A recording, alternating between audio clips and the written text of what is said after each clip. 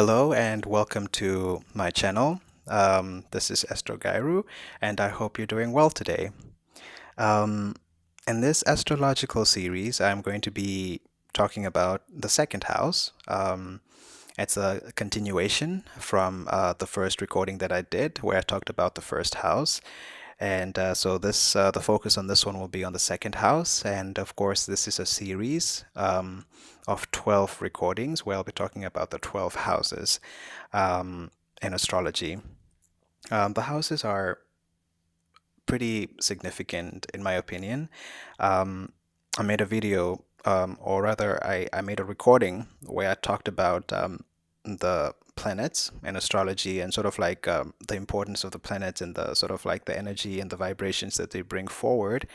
Um, and similarly, the houses are important because it is actually where this energy, the planetary energies, it's where their activities actually take place. And that's why it's important to look at the houses, because if you have certain amounts of planets focused on a particular house, you might always find yourself drawn to the activity of that house, and you never understand why you're always, gravitating towards activities of that particular house. And if it's poorly aspected, you might find yourself always attracting certain maybe not so beneficial or not so positive aspects into your life as it pertains to the activities of, that particular house, whether let's say it's dating, for example, which is a fifth house activity.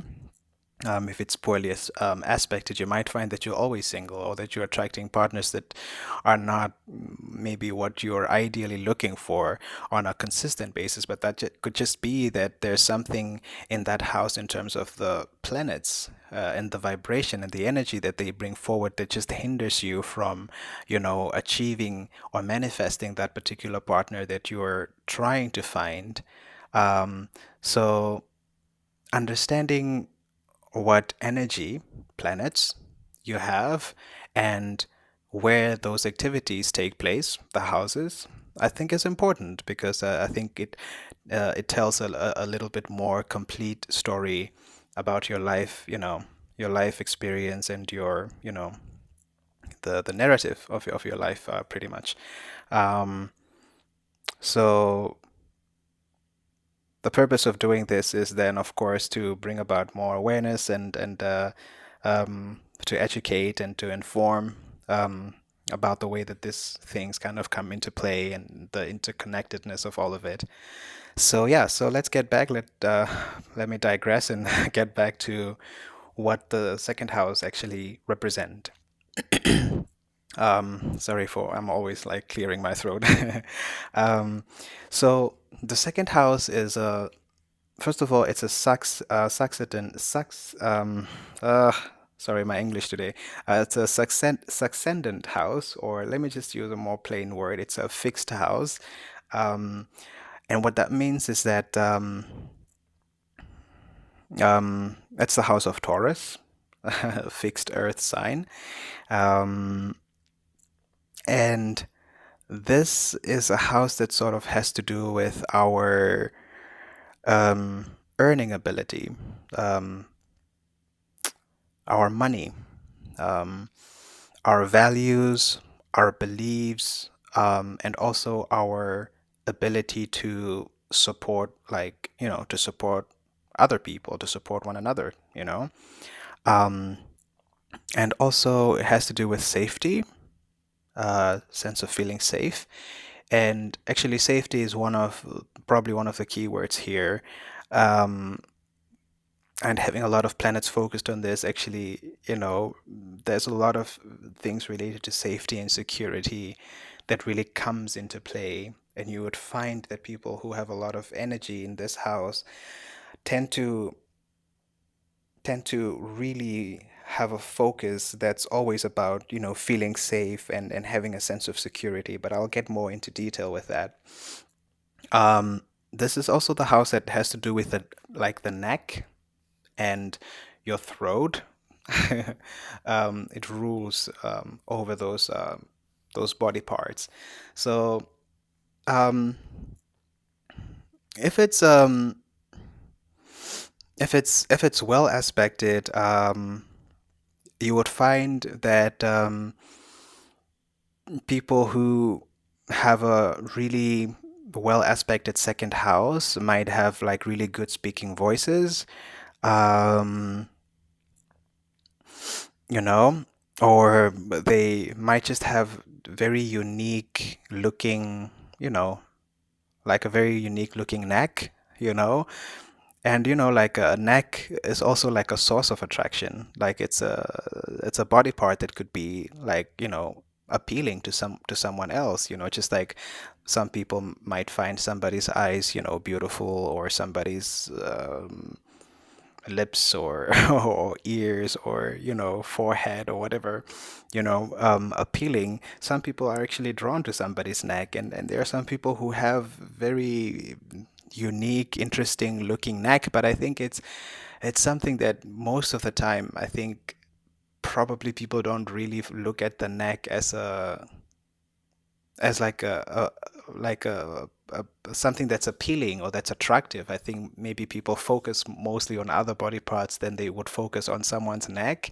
But I have seen people who have really beautiful necks. Uh, I don't know. I think I've also seen in a movie somewhere where but of course in movies it's very always scripted. But somebody was commenting on, uh, I think there was this guy who was complimenting a woman that she had such a beautiful neck, and there was something about just the way her head, sits on the neck, and just there's just a certain.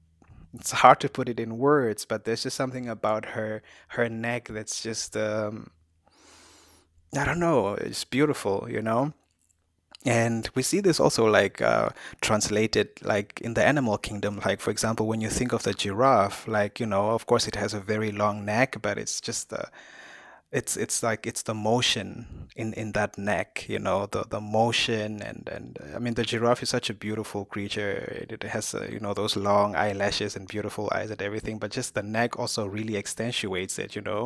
There's an elegance to the way that the neck moves, and a certain type of grace.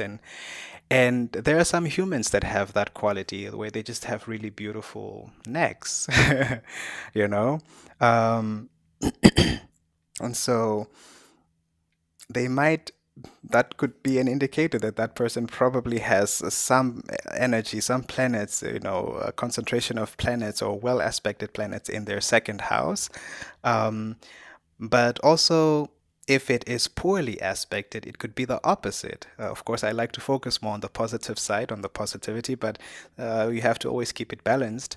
And so, of course, if it's poorly aspected, it could translate into somebody having like throat related, you know, throat related problems, either somebody might end up having like throat cancer, um, or the quality of their voice, maybe is this something that just doesn't work, or just like infections all the time of the throat, or just something with the throat all the time, which reminds me, I've got to take a sip just to keep mine hydrated.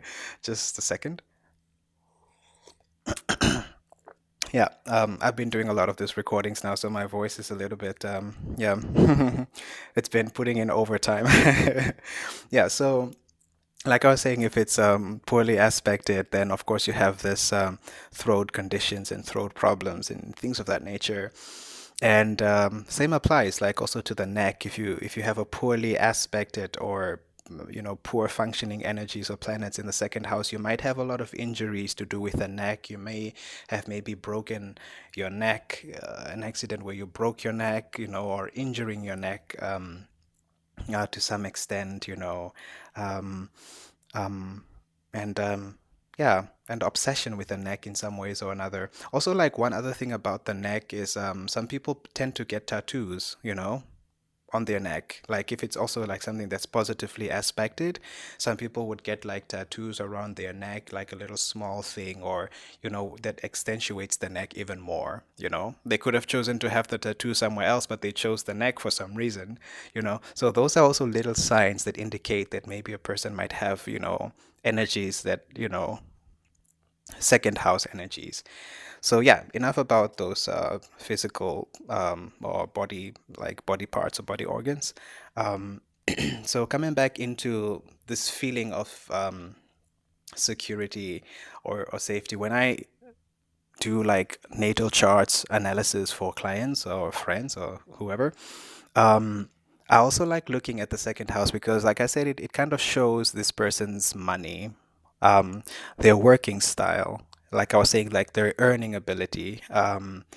If you have, for example, if you have Pisces, the energy of Pisces or Neptune in the second house, you'll find that um, you don't really care very much about money, and you probably lose money like all the time, or that you are just because like Neptune, like I when I was talking about planets, I was talking about how like Neptune has this power where it kind of puts a fog or it casts like smoke or like it just casts a smoke or a blur to wherever it is. So if you find that Neptunian energy or Pisces energy is in the second house, it casts a fog over that house. So the activities of that house are not always so clear to see.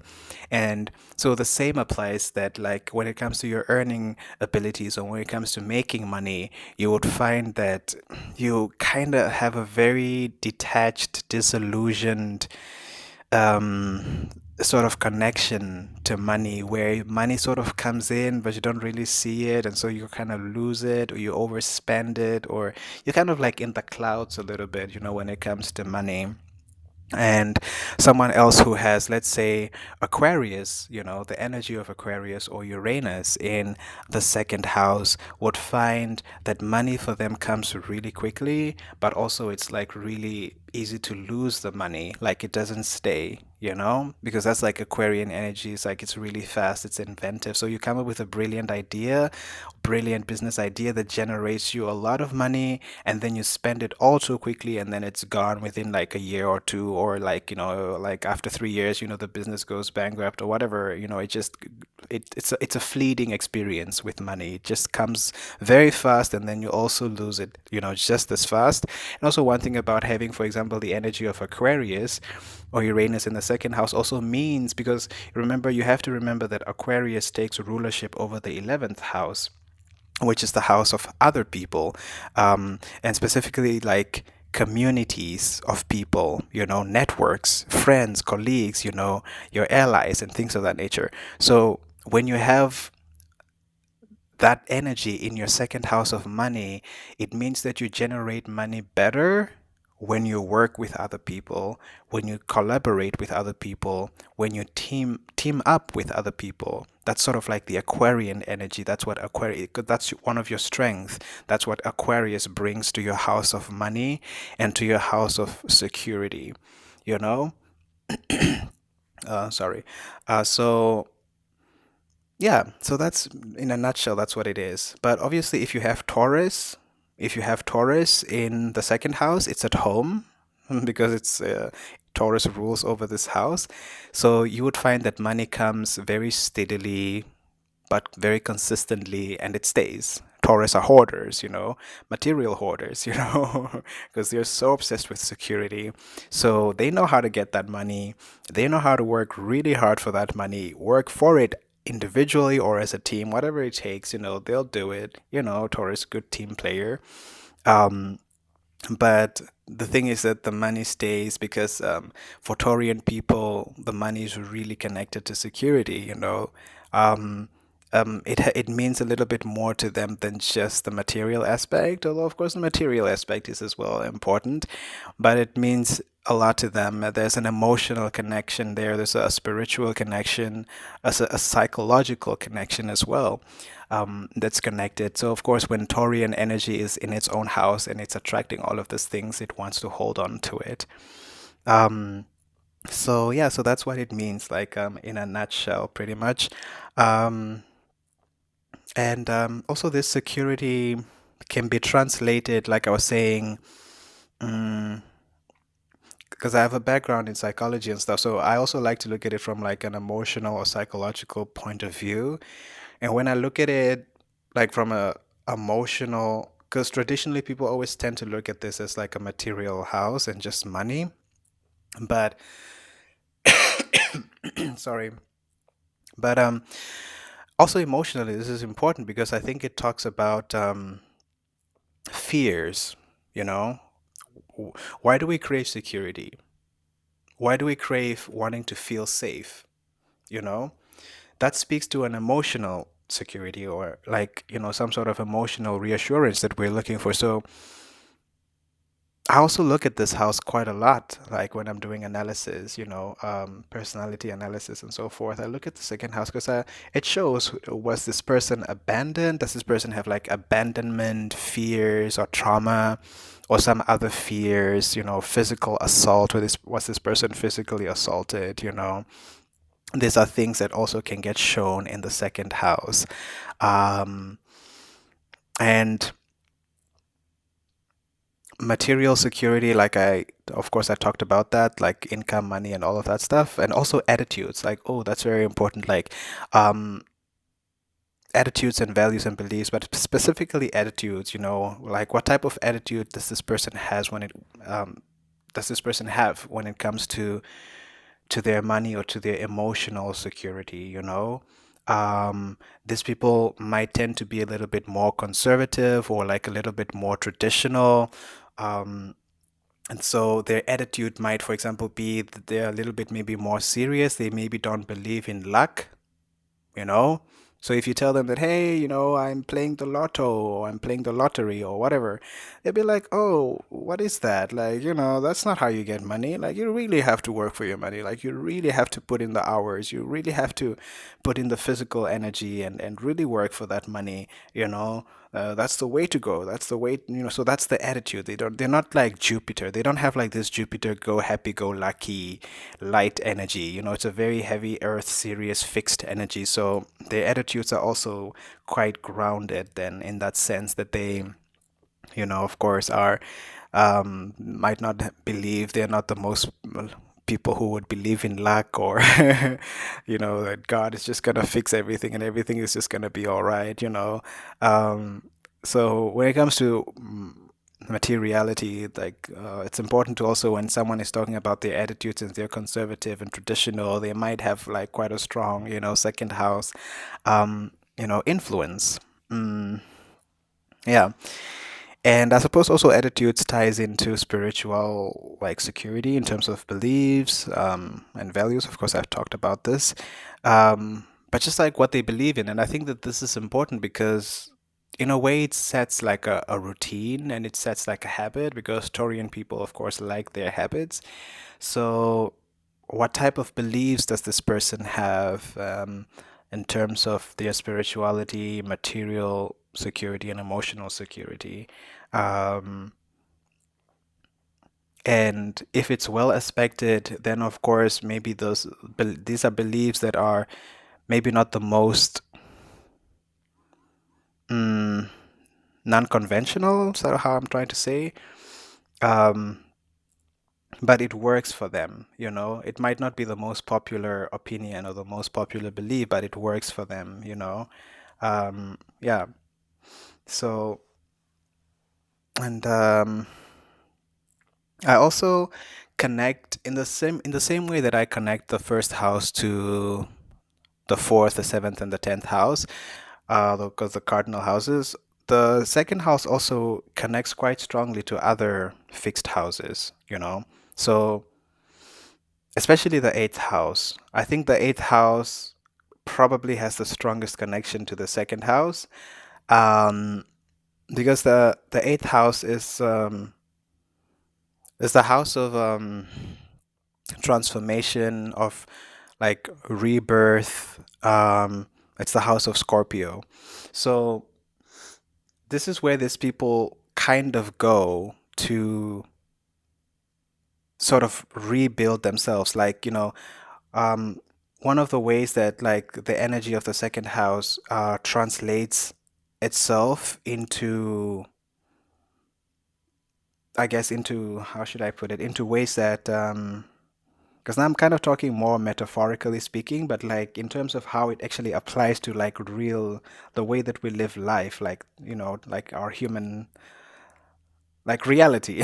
Reality, that's the word I'm looking for. How it translates to reality, is that, of course, these people have a lot of survival instinct, and they have the ability to rebrand themselves and to rebuild themselves. Like once they've lost their financial security, or they lost their business, or they lost all their money, and they hit, rock bottom, they really have the ability to kind of rebuild themselves again, and rebrand and start all over to build, another business from the ground, up again, to success. Um, and this sort of like death and rebirth, dying and being reborn, and this sort of like transformational things are very much eighth house things, because this is where it's the house where we go to transform, where we sort of like go to die and to be reborn again. Not maybe not die in like a literal sense, but like metaphorically speaking. And so there's like a strong connection between, if the person has a very strong, well aspected second house, then usually they also have a more positive eighth house experience. And also, the eighth house has to do with like sensuality and sexuality, like the power of sex and everything like that. So, also, Taurus being a very sensual sign, if they feel emotionally secure, if they feel emotionally safe, psychologically safe, it's also easier for them to open up to eighth house activities, that sensual, or that transformational sex, where they just let go, where there's no fear, there's no inhibitions, it's also easier for them because the foundation has already been laid. That financial, emotional security that they crave for has been already, achieved. And so it's easier for themselves to let go into the activities of the eighth house. But they can also have a lot of, hang-ups when it comes to like sex, and, especially like dirty, kind of like, darker, like, sex, primal sex, if you maybe would want to call it that. They might have some hang-ups with that if they don't have that sense of feeling safe or security. So there's quite a strong connection between the second and the eighth house. Um, More so than maybe it does to the fifth house, um, and the 11th house. The fifth house is the house of hobbies, creativity, arts, dating, things of that nature. And so, of course, like, to carry out hobbies, to go on dates, to spoil your dates, to um, take them out on drinks or food, like meals and things like that, or to pay for hobbies, things of that nature. You need a strong second house. You need to have that material or that financial gain, so that you can spend it in your fifth house.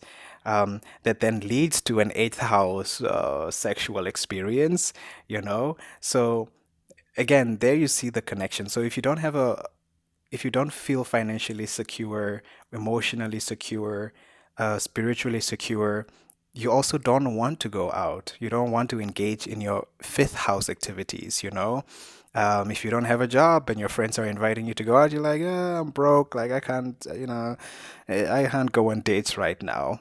So I can't do no hobbies right now. So no fifth house activities for me. And so if there's no fifth house activities, there are no eighth house activities because, the sexual encounters, the transformations that need to happen in the eighth house. First of all, you have to meet people in the fifth house. So if you're not meeting people, if you're not making effort to go into the fifth house activities, then the eighth house activities will not be activated. So also the 11th house activities will also not be activated, you know. So it's very interesting to look at someone's chart and to see what types of energies are in their second house. Are they positive energies, and how do those impact the other houses? And so people who are not into astrology, or people might not understand why my love life sucks, or why I'm not meeting new people, or why am I not having this transformational, I'm not able to rebuild myself after a breakup, or it's because you should try to go into astrology a little bit and kind of see how these energies are playing out, in your life. Um, And then, of course, I briefly mentioned the 11th house, but also the 11th house is another house that's connected to the second house, but that's the house of Aquarius. That's the house of, of other people. Um, but I don't really see this house as being, personally, I don't see, like, maybe other astrologers can contribute here or they can add something here, but I don't really see like a very strong super connection here between the second and the 11th house. I think most of, if there is at all any insecurities or any fears in the second house, I tend to think that most of those are mostly shown through the eighth house. I think the eighth house and the second house has the greatest connections.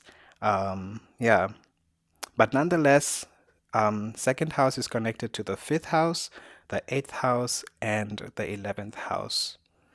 Yeah. Or maybe I would say that, like, the one way, maybe if I should put something positive about the 11th house and the second house connection, because remember, the 11th house is the house of networks, and the second house is the house of earning ability, making money, and so forth. And so, your ability to make money, of course, is connected to other people. It is also connected to how well you're connected, like how strong is your network, you know, which are all 11th house activities. So, yeah, okay, I guess in that sense, I can see how it can be a strong connection. And also how, if it's not positively aspected, then you are not able to tap into the full potential of your network.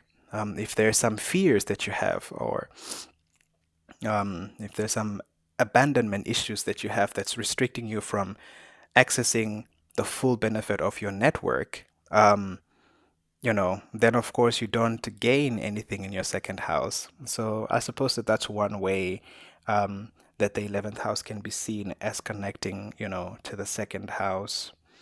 Yeah, yeah. So that's the second house for you. Um, Other ways in which energies of the second house also translates to reality. Specifically, if you have a lot of planets, a stellium of planets, this means if you have 2 or 3 or 4 planets in the second house, your energy is always going to be drawn to things of the second house, which means that you're always going to be somebody who loves to seek security all the time. Keyword is security. You need to feel safe. So, in a material sense, it could translate to somebody who's a hoarder, who likes to collect material things, and depending what type of individual you are, you might collect different things. Somebody might be hoarding shoes. Somebody else, for them, it's clothes. For somebody else, it could be books. Somebody else, it could be something in the kitchen, like old, you know, old cups that they inherited from somewhere. Just things of that nature, like things that are like really old and that they just hold on to. And it could also be if somebody's likes to play games, video games, they might be hoarding on that. Like they want to have the latest games that come out. Keep updated with like the latest things that are out, and just collecting and collecting and collecting and having a hard time to let them go. Um, Also, it speaks to overspending. Um, if it's positively aspected, usually there isn't overspenditure. They're more frugal, so they want to save money as opposed to spending it. But if it's negatively aspected, they might tend to overspend. Um, and of course, the spending could be on anything, depending on the individual. Um, Somebody could be socks, somebody else it could be uh, sports equipments, whatever, sports gears, candy, food, it just, yeah. Speaking about food, also, I think this is the one house where you can look at people who have maybe eating disorders, or food obsessions. This is one way that it manifests in a physical sense. Eating disorders, because some people might be hoarding or holding on to food, or food can be seen as a way of emotional security. Um, And so if they're feeling down in their emotions or feeling down in their feelings, then they might tend to eat a lot, or it's just some sort of like eating disorders. Um, is definitely a second house indicator. Remember earlier I was talking about how also this house rules the throat and the neck, and how do we digest, how do we eat food? The food has to go through the throat and through the neck, right? So here you're looking at people who might have eating disorders, or who might also on a maybe not so, I'm gonna throw in like also maybe like drinking, like drinking problems like alcoholism. I'm gonna throw it in there personally, but probably other astrologers might not place that in the second house. Maybe they might place that in the fifth house. But I think I might also put like drinking, like disorders, like alcoholism, in the second house again, because these are activities that involve the throat, and the neck, of our human expression or like existence. So that's one thing. And then also emotional neediness. I also like to include a psychological aspect. I have psychology background, so I also tend to look at how these things impact on a psychological level. um, so emotional neediness is also one way that this energy manifests like in reality. So these are people who might be big on giving hugs, like hugging, could be a thing for them. Like, um, might not feel safe or might not feel happy if they don't get their good night hug, or or have their bedtime stories, read to them. It's a big deal. Like if you have a child who has a strong second house activation, if you don't read them their bedtime stories, the one child takes it very seriously, and the other child is like, oh, I don't care, like we can read it next week. And the one child is, it's like a religion. It's like every night you have to read me my bad story and give me a hug and give me a good night kiss, you know and then I feel emotionally secure, and I feel emotionally fulfilled and satisfied, and then I'm gonna go to sleep. So it's that type of, also that emotional neediness can be shown through second house energies, strong second house energies.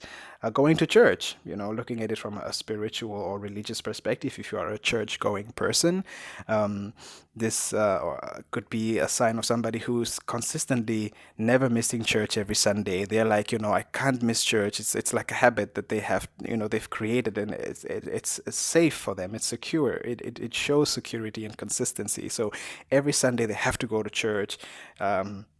And for somebody who is maybe more spiritual than they are religious, for them it's like, I have to do my yoga. I have to do my meditations, at a certain time, a certain day, and, sticking to that. So again, this is also like, strong second house energies coming at play or manifesting themselves, so to speak. Yeah, and this other notes I wrote here, I already spoke about, like, survival and just the ability to rebuild, yourself. Um, Maybe one slight negative is that the same ability to rebrand or to rebuild can also function in the opposite way. If the person is, the energy is negatively aspected, that they might actually struggle to rebuild themselves after a disappointment, or like a loss in business. They might just never recover their confidence to rebuild themselves. They might just never feel. So again, going back to that feeling of being abandoned by a business partner, or a friend or a spouse, or that they just would never feel safe within themselves again to open themselves up to another business venture or another potentially potential relationship. So on the one side, it's possible that they might struggle to find or rebuild that confidence again if it's negatively aspected. But if it's positively aspected, then of course they'll always have this reserve of confidence and physical stamina that they'll always be able to build again from the ground up. So that is the second house. We have gone to close to 35 minutes. So I'm going to leave the second house. I'm going to leave it here. I've just given you the keys to your second house. And in the next series, I'm going to give you the keys to your third house. Um, So yeah, so before I close this out, I'm just gonna quickly point out some of the main points. So the second house has to do with security. Um, it is the house of Taurus. It is also the house that rules the throat, all things related to the throat and the neck. Um, it is the house that brings into question the attitudes that we have towards life, our earning ability, our beliefs, our values, um, also our fears, and it also relates to our ability to help other people. And this house is strongly connected, in my opinion, to the eighth house, but it also shows how its activities can impact the activities of the fifth house and the 11th house as well.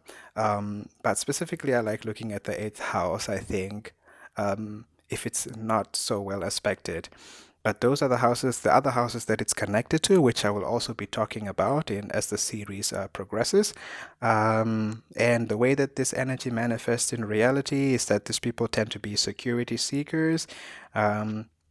On a little bit more negative side, they can be overspenders or hoarders. Also look into the second house for people who might have some drinking problems like alcoholism, things to do with the throat and the neck, or like other eating disorders or like food obsession. Look for those types of behaviors within the second house. Psychologically, you might also want to look at the emotional sense of stability or neediness or things of that nature with also within the second house. And if it's well aspected and positive, look for these individuals to have a strong survival instinct and the ability to rebuild themselves after disappointments and so forth.